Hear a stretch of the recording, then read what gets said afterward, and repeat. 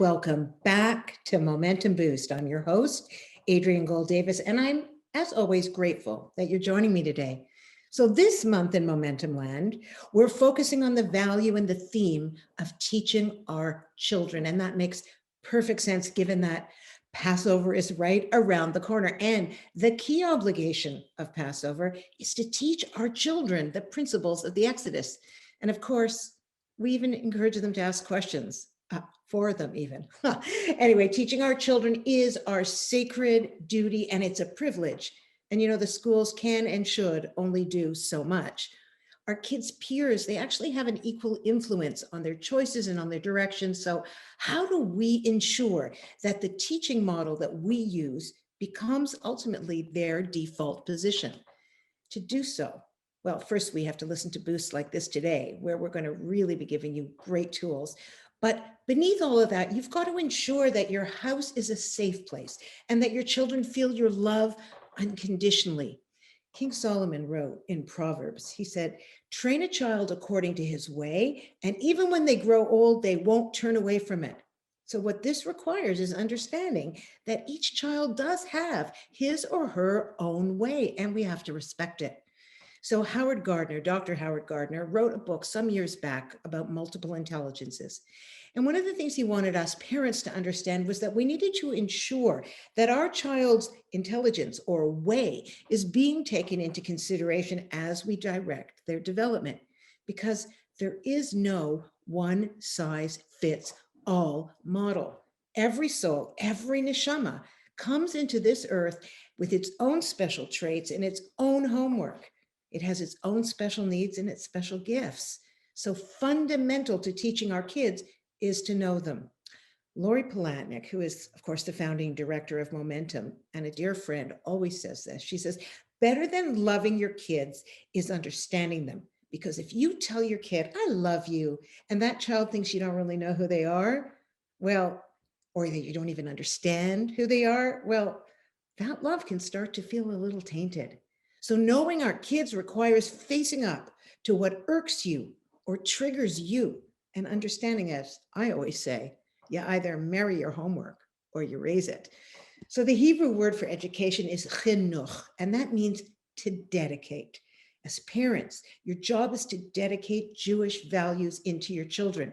And one of the best ways to teach our kids values is by modeling them.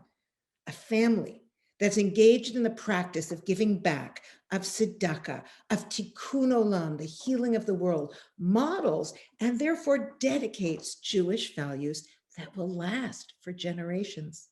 So today, on our second episode of our 5-part series, Generous Generations, How Do You Turn Your Children into Givers? We are welcoming the incredible Natalie Silverstein. She's an expert at the family volunteer experience. Your kids are never too old and almost never too young to take part. And this is a holy pursuit that teaches your kids through taking action.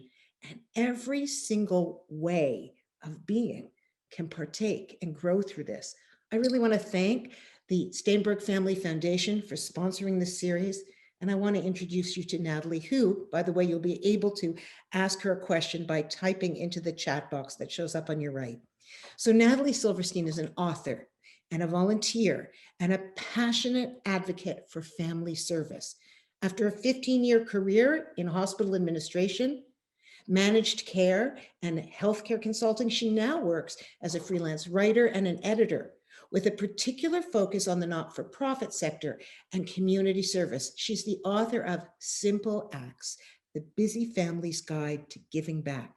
She also co-founded the Silverstein Foundation for Parkinson's with GBA, a nonprofit focused on finding a cure, please God soon, for Parkinson's disease in GBA mutation carriers. And she launched the New York area affiliate of Do Good Together, which is a nonprofit with the mission of helping parents raise kids who care and are contributors. So please join me in welcoming the wonderful Natalie. Hello, Natalie. Hello, Adrian. Thank you so much for that lovely introduction. I was so pleased that you named this session Doing Good Together, because that's the name of the organization that I love so much. And I would suggest that everyone check out doinggoodtogether.org. I think that the link will be in your chat, but I'm so grateful to be with you here today. Well, it's me that's honored, truly. I have to say that most of us love the idea of volunteering, but we struggle with what can we do as a family? How old do our kids need to be? Sure. How young is too young? How old it becomes, mother, disinterested. So just walk me through the dynamic of the family as a unit of volunteers, okay? Absolutely. Thanks. Well, I think the research around this is very clear. We know that volunteers live longer, happier, healthier lives. That is a proven fact. Really? That doing good for others makes you feel good. It gives you this kind of helper's high. It's a true physiological response. And I think that that's something we want our kids to experience from a very, very young age. And so I get that question a lot, what age is too young and when do we really get started? When is it going to be meaningful? And I would suggest to you that it can start as early as sort of pre-consciousness, right? If your family values are that you give back and that tzedakah is important and that doing mitzvot is important, your children will instinctively understand that and know that growing up. And I think it's never too early to start and it's never too late. If you say to yourself, if you're on this call and you have older children and this has not been a big important part of your family life, family values, I think that's okay. I think it's never too late to start. I think that you can find things that your children are passionate about, issues that your family cares about, and you can make a conscious, mindful, intentional choice to go out and make a difference. I was speaking once to a group at a JCC and a young woman said, it's funny, this was always a part of my family. I don't even really remember how we started. We just always did it. And I said, see, you kind of answered your own question there. It was just organically a part of the way that your family moves through the world. And that's what my book encourages. And that's what I talk to parents about all the time. Well, I'm going to get personal for a minute and tell you that I was very encouraging of this. I live in a neighborhood where there is a lot of Native Canadians and a lot of homelessness. And when you live in an urban center like Toronto, like I do, you see a lot of this. I'd raised my children to be warm and to be friendly and to give and to volunteer at the shelters and things like that. Well, one of them rather loved it and the other one was like afraid. Right. So what do you do with the different children's responses to the things you suggest? And are there areas which are a softer entry into volunteering that won't provoke anxiety in an anxious kid? Absolutely. So of course, as with everything, you need to meet kids where they are developmentally, their age appropriateness. And as you pointed out, different kids, every single human being on this planet is different and their reactions to things are going to be different. And I certainly had that experience. I have 3 children, a 20-year-old, an 18-year-old, and a 13-year-old. And the 20-year-old kind of jumps in and dives right in. And she has always been this way and very compassionate, very empathetic, very comfortable in these settings. And my son, it took him a lot longer to get kind of warmed up to the idea. And I tell a lot of stories in the book that, we were at the HUC, the Hebrew Union College, at their soup kitchen on a Monday night. And my daughter is in there serving and doing everything. And my son was kind of not participating, but there was a piano in the middle of the room. And he was much younger, 9 or 10, and he was taking piano at the time. He sat down at the piano and he started to play. And I was like yelling at him, shushing him to get away. And the people who run the soup kitchen said, oh, no, let him play. This is wonderful. People want to come in from the cold and have a hot meal and have someone play music for them, not particularly well. But so he gave what he could, right? He found something in that moment that was meaningful to him that he could share. I still think that is absolutely important and meaningful. And that's a memory that he will have. I think that, we say all the time, like, oh, my kid doesn't want to do it.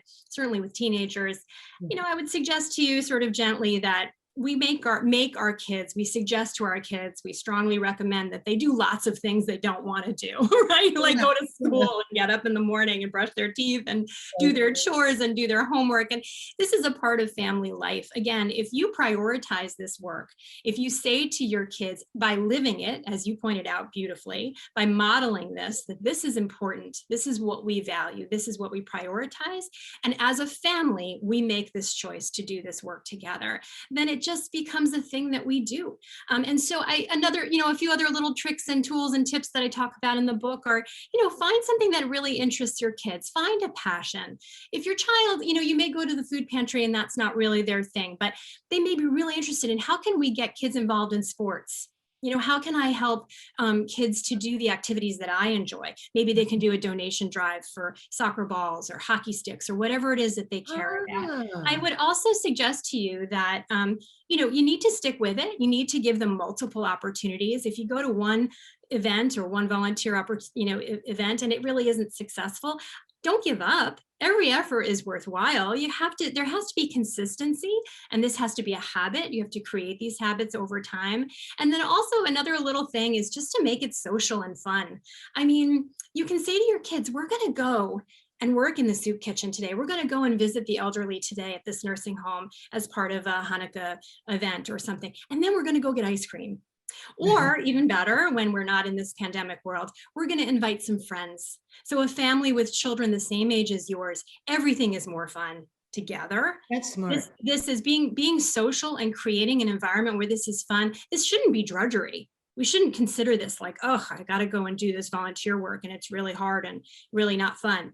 It should be fun. It's fun to give people something that they care about, that they want, that makes them feel good. And then at the end of it, if they're young, you go out for an ice cream and you talk about it. You talk about what was great, what you loved about it.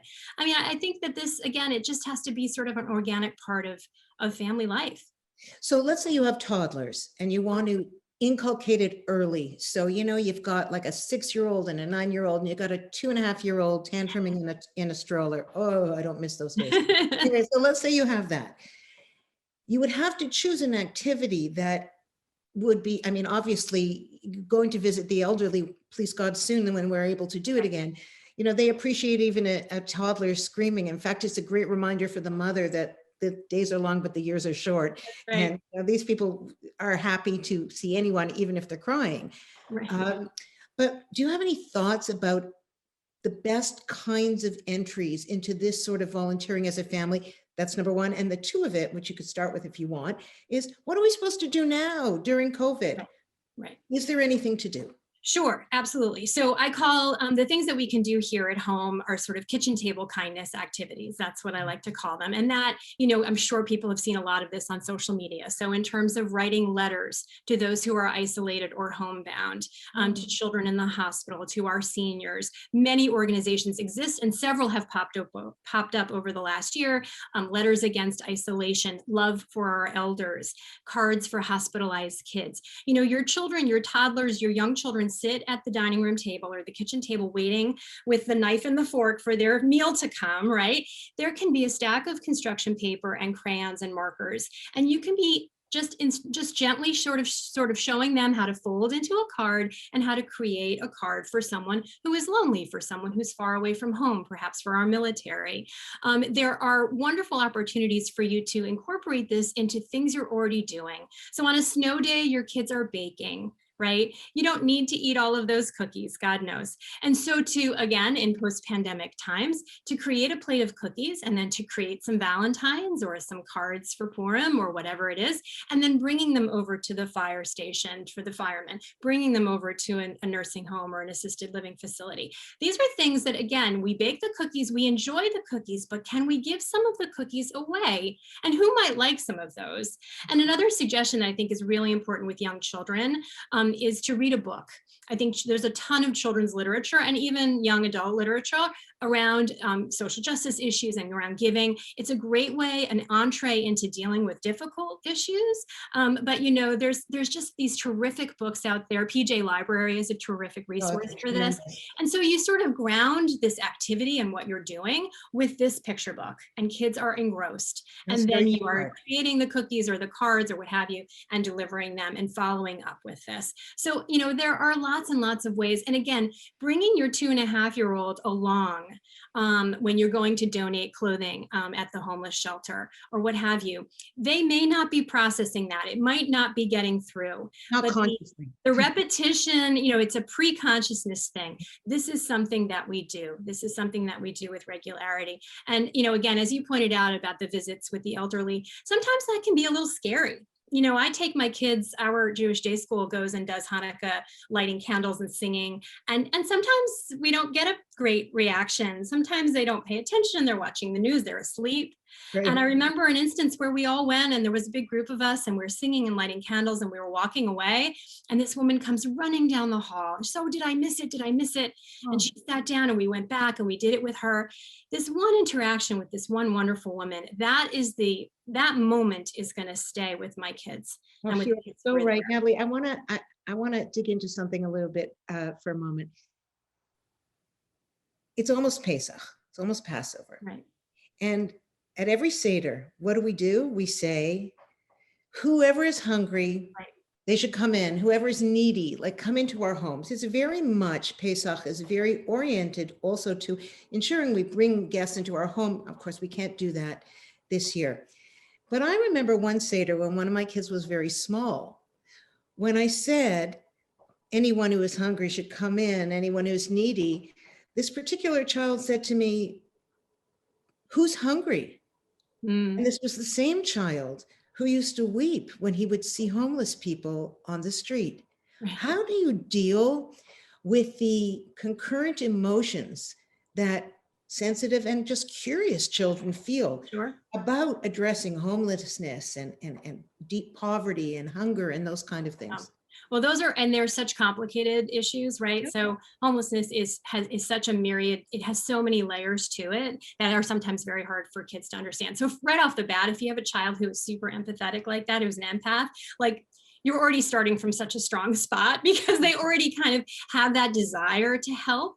And it's this feeling of helplessness, how can we help? And we live here in New York City and we have the same issue, right? So this is something they see every single day through their day. So again, reading books and talking about these issues, pursuing and going down the path of their curiosity and their interests and doing a little bit of the research. So a child comes home and says, I saw a homeless person on the street, someone experiencing homelessness. What can we do to help them? Well, let's look and see how our community responds to homelessness. What are the organizations in our community that are providing blankets, that are providing food? How can we get involved? How can we support them? So that's going to require a little work on your part. But sitting with the child and looking for that information online and making those calls and vetting that information so that you can get involved. I think language is also really important. And so I just wanted to point that out. A person is not homeless.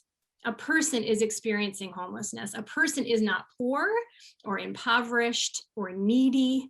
These are, it's very easy to fall into that, but we need to be careful of our language because that's othering other people who are experiencing these things. And I think it is really important to always remind our kids that right now, we may be in a position to help others. And aren't we fortunate that we are blessed enough to have a home and to have food and to have clothing? Natalie, I'm stopping you for a minute. Is this what it means? Because I've been hearing this lately. People who are suffering from food scarcity, people who are food insecurity. Food insecurity is a big one. Yes. So hunger as a concept is this very what does it mean to be hungry? Our kids are hungry all the time. I'm starving, right? I'm starving. Yes.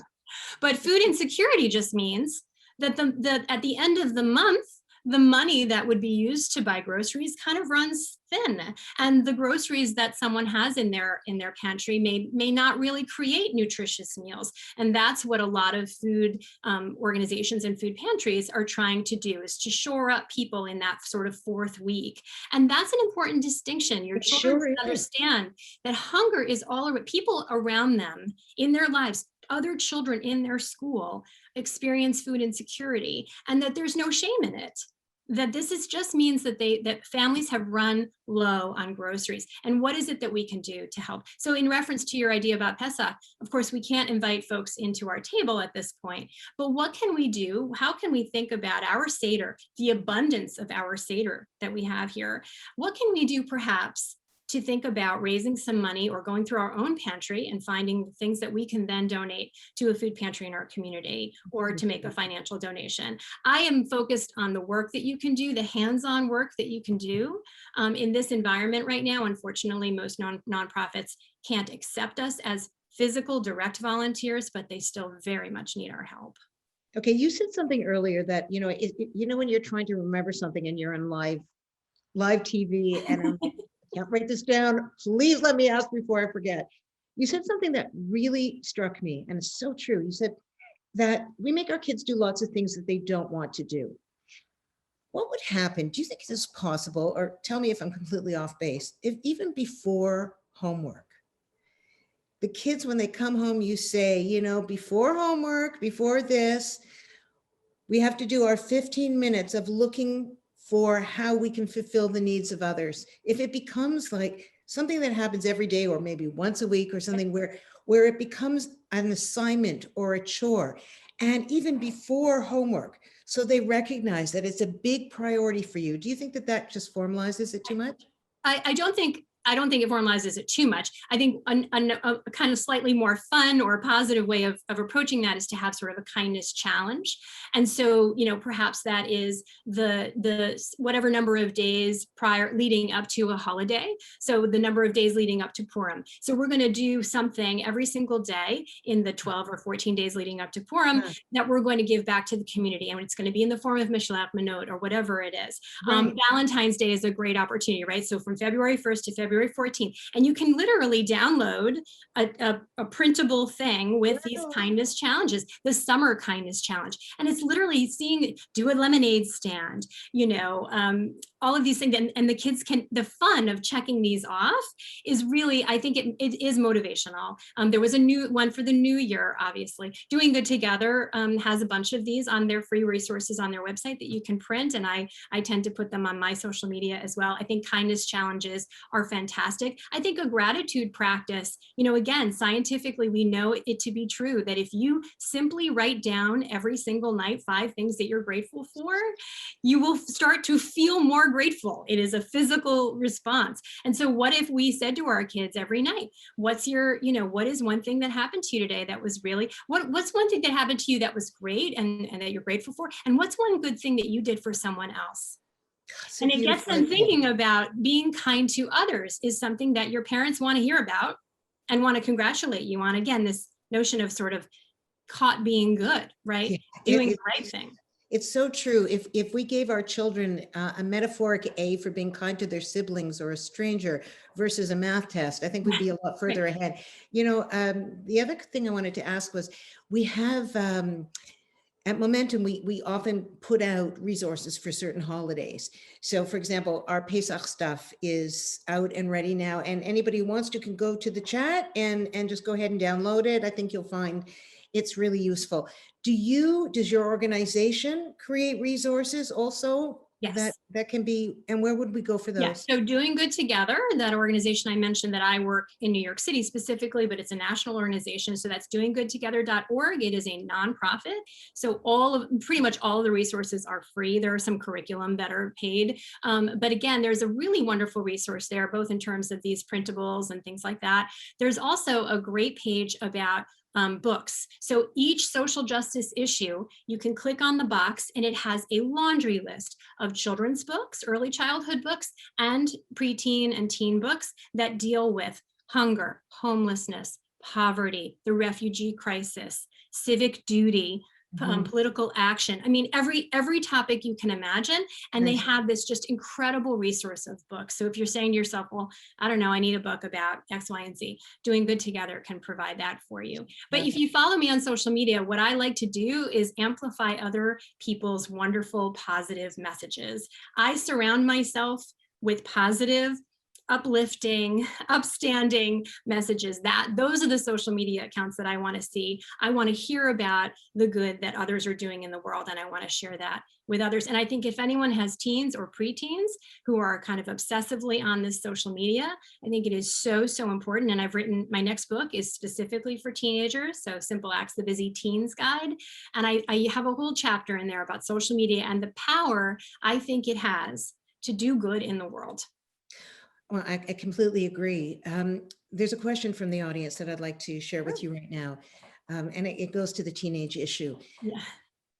The woman wrote that they, as a family, they always volunteered together, that they, cleaned ravines on Earth Day, and that they had were part of visiting the elderly, and that they'd even worked in homeless shelters and all of that. But their teens who no longer wanted to spend time with them as a family.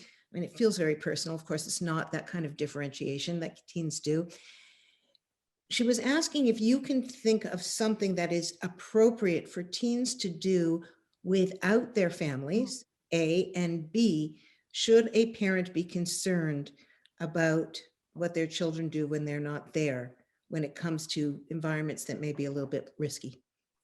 Well, sure. I mean, I think it's obviously much safer for teens to do this work together, and certainly to do it with an adult. And so there are organizations. There's one in New York City called Midnight Run that takes groups of teens out, and they do homeless outreach, street outreach, which is so, so critical, because many times homeless don't want to come to shelters, but you need to meet them where they are, to That's give right. out food, to give out socks, to give out long underwear, et cetera, toothbrushes. So to connect with an organization like that, your youth group through your temple may have this type of work around mitzvah day and other opportunities. So to try and find, BBYO is a great resource, right? So to try and find organizations where your kid can be with other youth to go and do this work. It is hard to find places, although there are some where 13 and up, you can sign a release form. If it's a vetted nonprofit, if it's a place that is well established, that has insurance, that has adults present, I think you can feel safe knowing that your child is there doing good work and is safe in that environment. I always encourage, though, because I think they will be more invested and they'll have more fun and they'll want to go back if they find a friend to do this work with. Oh, you're so right. Okay, so another comment from our audience, and this is from Sharon Litwack, who lives in California, who I know personally is the queen of volunteering, says this: finding something that is important to your kid or teens makes a big difference. I have found that when my teens volunteer with their friends, they enjoy it more. Yeah. So, it's interesting. When my kids were young, we used to have this rule. You got allowance. Let's say you got $1, 10% of it, or a dime. So they learned division too, had to be set aside for tzedakah. And at the end of the month or two, I'd say, what do you want to give that money to? And when they were little, they would say ridiculous things like, to the Willy Wonka chocolate factory. And whatever they suggested, as they became developmentally older, they were able to choose. But I'm assuming that as a family, I wonder if every one of the kids can choose a cause, even if it doesn't speak to you, in order to train them into that feeling. Absolutely. I get this all the time with young, kids. They want to work with animals. Very hard to find good things with animals because, again, there's a lot of liability issues. I had a friend reach out recently with her 18-year-old and said she wants to work in fashion. She wants to help women who are previously incarcerated, who are homeless, domestic violence victims. She wants to help women feel good about themselves, and she wants to do that through fashion. Okay, fine, fashion. That, listen, we have a lot of problems in the world, but one of them is giving the women confidence to go out and get a job, and et cetera. So I hooked her up with an organization that collects this type of clothing and jewelry and accessories to help women to get jobs after coming out of domestic violence situations. Now, listen, to find the thing that really resonates with your kid. and go there, find their curiosity and give them time. That kid in particular was really someone who didn't want to do any of this work. And her mother was so worried that she just lacked that empathy chip. And what is going to happen to this? And I said, she will come around to this. It will come to her. It all in time, everything in its own time. Some kid might feel that very deeply as you described your son when they're 2 or 3 or 4, some when they're 10, 11, 12, some around their bar bat mitzvah, because it is so much part of what they are trained and taught to do, and some when they're older. And again, to keep it consistent and to keep introducing this provides them the chance to have that spark. They just need that one thing that will spark their curiosity and their interest, and they might find a lifelong love of it. And that's our goal. Oh, you know what? This was so enriching, instructive, and inspiring. And Natalie, I really want to thank you for joining us today and for helping all of our people in Momentum Land really figure out how to raise generous generations. Thank you again. And once again, thank you to the Staenberg Family Foundation for sponsoring the Generous Generations 5-part series. And from me, Adrienne Gold Davis, and all of us at Momentum, please remember that as we continue to learn and grow together, that the highest form of wisdom is kindness.